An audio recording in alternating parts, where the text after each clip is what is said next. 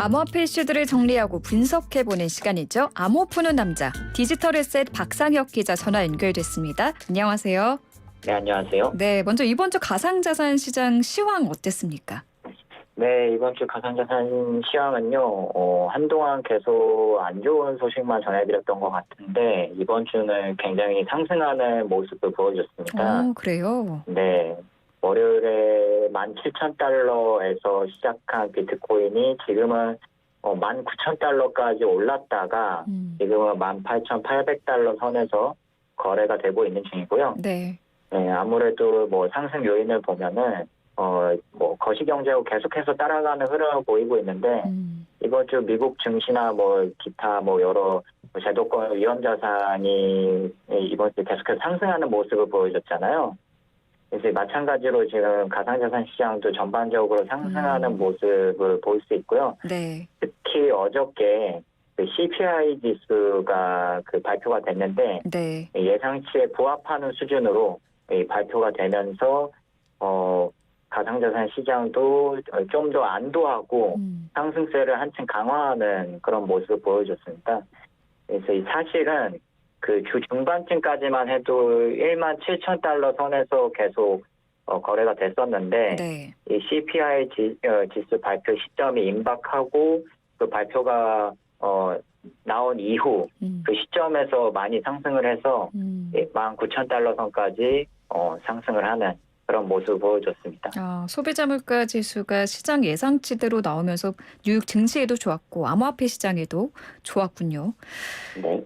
NFT 시장도 최근에 다시 상승세를 보이고 있다고 하던데 이유가 뭡니까? 네, 그 NFT 시장 같은 경우에는 타임라인으로 따져보면은 엄밀히 따지면은 이번 주 상승장이 시작되기 전에 하락장 때부터 이 계속해서 좀 NFT 시장이 활성화되는 모습을 보여줬습니다. 네. 이제 온체인 데이터라고 하죠. 이 가상자산 시장에서 블록체인의 특성을 활용해서 뭐 거래 기록이나 뭐 이런 여러 그 블록체인 공간에서 떠도는 여러 정보들을 실시간으로 확인할 수 있는 누구나 투명하게 실시간으로 확인할 수 있는 데이터를 온체인 데이터라고 하는데 네. 이 NFT 시장에도 온체인 데이터가 굉장히 많습니다. 그 중에 많이 이제 보고 있는 게 NFT 시장의 시가총액, NFT 시장의 뭐 거래량 이런 것들을 기본적으로 보게 되는데요. 이런 상황들이 전부 온체인 데이터로 실시간으로 투명하게 공개가 되는 그런 구조입니다. 그래서 이 NFT 시장의 온체인 데이터를 기반으로 한 시가총액과 뭐 거래량을 보면은 작년 4분기부터 지속적으로 상승하는 모습을 실제로 확인을 하고 있고요, 할 수 있고요. 그리고 이제 오른 이유에 대해서 네. 좀 본격적으로 말씀을 드리면, 네. 12월 11일 이때 그 NFT 시장의 한 커뮤니티에서 투표를 진행하게 됩니다.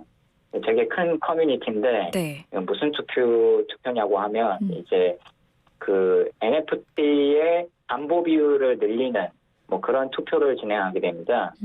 기존에는 한 0.25 수준에서 이 담보 비율이 이루어졌었는데요. 네. 이 투표가 통과되고 나서는 0.3 이상으로 담보 비율이 오르게 됩니다. 이 이야기는 NFT를 담보로 해서 대출을 낼 수 있는 규모가 늘었다는 최대 한도가 늘었다는 뜻이거든요. 대출 한도 규모가 늘었다. 맞습니다. 네. 네. 그래서 이 늘어난 담보 대출을 통해서 실제로 NFT를 기존에 많이 거래했던 사람들이 담보 대출을 추가적으로 내서 NFT를 추가 매수하는 그런 흐름들이 온체인 데이터 상에서 실제로 나타났거든요. 네. 네, 그래서 이 담보 대출 비율이 늘은 거를 기반으로 NFT 시장이 지난해 4분기에 상승을 한 것이 아니냐 그런 관측이 있는데요. 다만 약간 좀 유의해야 될 거는 네. NFT 시장은 기존 뭐 다른 가상자산 시장에 비해서 더 유동성이 낮은 편이고, 그 둘째로 이 NFT 시장의 온체인 데이터를 좀 면밀히 분석해 봤더니 이 첫 매수자, NFT를 아예 거래 안 한 사람들이 신규로 거래하는 비율은 오히려 지난해 4분기에 줄어들었다. 이 이야기는 그냥 기존에 거래하던 사람들이 네. 활발하게 거래했던 사람들이 대출을 좀 더 내서 거래한 거기 때문에 이게 진정한 상승이냐, NFT의 진정한 상승이냐에 대해서는 또 의문을 표하는 시선도 있었습니다. 알겠습니다. 미국 SEC가 가상자산 대출업체인 제네시스와 가상자산거래소 제미니를 증권법 위반 혐의로 기소했다고 하는데 이건 어떤 소식입니까? 네, 그 제네시스 소식은 그 저번 주에도 잠깐 말씀을 드린 것 같기는 한데요. 이 제네시스라는 곳이 모회사가 DCG입니다. 네. 이 DCG는 디지털 커런시 그룹의 약자인데 DCG가 굉장히 가상자산 시장에서 규모가 큰 기업 중에 하나고요. 네. 이 DCG가 거느리고 있는 기업들로는 제네시스, 코인데스크, 세계 최대 채굴풀 파운드리 뭐 이런 굵직한 기업들을 다 계열사로 갖고 있는 그런 기업이거든요. 근데 제네시스 자체도 굉장히 그 대출 규모를 크게 시행하고 있는 가상자산 대출 업체이기 때문에 네. 이 제네시스가 휘청이면은 전체 가상자산 시장도 출렁일 가능성이 크다라고 계속 지금 관측이 되고 있는 상황입니다. 네네. 근데 이 제네시스가 작년부터 인출 중단, 대출 중단을 선언을 했고 이게 아직까지도 계속 풀리지 않고 이어지고 있거든요. 이게 만약에 더 심해져서 뭐 제네시스가 뭐 파산을 한다든지 이러면은 가상자산 시장에 2차 충격이 또 갈 수가 있는 그런 상황인데요. 네. 네. 여기서 문제는 그 제미니 언이라는 가상자산 예치 서비스를 시행을 했었습니다. 시행을 하고 있습니다. 네. 근데 이 제미니 언의 그 이제 프로세스를 보면은 그 제미니 언 서비스를 이용한 투자자들의 자금이 제네시스로 흘러가는 그런 구조였던 거죠. 네. 네. 그래서 SEC가 이 부분에 대해서 미등록 증권에 대한 혐의로 기소를 했고요. 네. 그리고 이 과정에서 제네시스뿐만 아니라 제미니까지 기소를 한 이유에 대해서는 제미니가 제미니언 서비스를 시행한 그 과정을 보니까 이 제미니가 제미니언 투자자들의 자금을 제네시스에 제공한 그런 흐름들이 발견됐더라. 네. 네, 그래서 같이 기소를 했다라는 그런 이유를 냈습니다. 네. 그래서 지금 현재 SEC는 제미니하고 제네시스에 대해서 가처분 없는 영구 금지 명령과 환수, 민사 처벌을 요구한 상황입니다. 네. 추후 어떻게 또 전개가 되는지 전해주시고요. 아마존 웹 서비스도 이 가상자산 프로젝트 아발란체와 협업을 한다고 하던데 협업 내용이 뭔가요? 네. 그 아마존 웹 서비스하고 아발란체가 현지 시각으로 12일에 협업을 체결했다고 그렇게 밝혔는데요. 구체적인 내용을 보면은 사실 아마존 웹 서비스가 아발란체라는 가상자산 기업한테 블록체인 솔루션을 제공하는 그런 형태의 협업입니다. 근데 이 협업에서 좀 재밌는 점은 기존 뭐 협업을 보면은 어디 가상자산 프로젝트가 블록체인 기업이 기존에 아니었던 뭐 제도권 기업한테 뭐 솔루션을 제공한다든지 이런 형태의 협업이 많이 이루어졌었는데 이번 협업은 반대로 아마존 웹 서비스가 아발란체라는 가상자산 프로젝트한테 블록체인 솔루션을 제공하는 그런 형태의 협업입니다. 네. 네, 그래서 아마존 웹 서비스 같은 경우에는 뭐 이전부터 블록체인 인프라하고 관련한 기술을 계속해서 개발한 것으로 확인이 되고 있는 상황이고요. 이 개발한 블록체인 인프라를 토대로 아발란체라는 기업한테 블록체인 솔루션을 제공하는 그런 상황인 것으로 보입니다. 네. 중국도 좀 보겠습니다. 중국이 이번에 처음으로 유통통화의 디지털 위안화를 포함시켰다고 하는데 이거 사실입니까? 네, 실제로 네. 인민은행에서 발표를 한 사항이고요. 그러면은 어, 이거 가상자산 시장에는 굉장히 호재일 것 같은데 어떤가요? 네, 그래서 저도 사실은 개인적으로 이거는 큰 뉴스다라고 생각을 했는데 네. 시장에서는 그렇게 크게 반응하지 않는 모습이었고요. 네. 네, 그래서 이거에 대해서 일각에서는 사실 이 디지털 위안화라는 게 가상자산은 아니지 않냐. 예, 국가에서 발행한 화폐를 디지털화한 게 디지털 위안화고 그거를 아, 통상적으로 가상자산 시장에서 CBDC라고 부르는데요. 네. 이 CBDC에 대해서는 블록체인을 기반으로 발행이 되는 CBDC도 있긴 하지만 음, 블록체인이 아닌 형태로 CBDC가 발행되기도 하고 그리고 또 근본적으로 가상자산 시장에 직접적으로 영향을 미치려면은 네. 이 국가의 법정 통화를 기반으로 한 음, 그런 디지털 화폐가 아니라 이 뭐 어떤 가상자산을 담보로 한 뭐 어떤 가상자산이라든지 아니면 처음부터 이제 탈중앙화 형태로 조직이 된 그런 프로젝트에서 발행된 가상자산이라든지 음, 이런 경우에 더 직접적인 영향을 미치는 거지. 사실은 국가 화폐에 대한 디지털 화폐는 가상자산 시장하고는 약간 좀 별개로 봐야 된다. 그런 시선들이 아, 있어서 네. 이번에도 뭐 좀 그런 시선이 적용된 게 아니냐 하는 음. 그런 반응도 있습니다. 아, 그렇군요. 전 깜짝 놀랐어요. 이 소식 보고. 그때 조금 네, 차이가 있는 거였군요. 네. 그래서 저희 음, 인민은행이 이거를 포함시킨 이유에 대해서 좀 궁금하신 분들이 있을 수도 있을 것 같은데 네네. 뭐 인민은행이 이거에 대해서 그 이제 유통통화에 포함시킨 그 이유에 대해서는 음, 구체적으로 이야기를 안 해놨더라고요. 다만 음, 그 유통통화 흔히 이제 M0라고 얘기를 하는데 M0에 2022년 12월부터 포함을 시켰다고 분명하게 적혀 있습니다. 음. 네. 알겠습니다. 국내로 돌아와서 가상자산 결제 서비스인 페이코인이 제공 중인 PCI가 2월 5일까지만 제공된다고 하는데 이유가 뭔가요? 네, 그치. 지난달, 그러니까 2022년 12월이죠.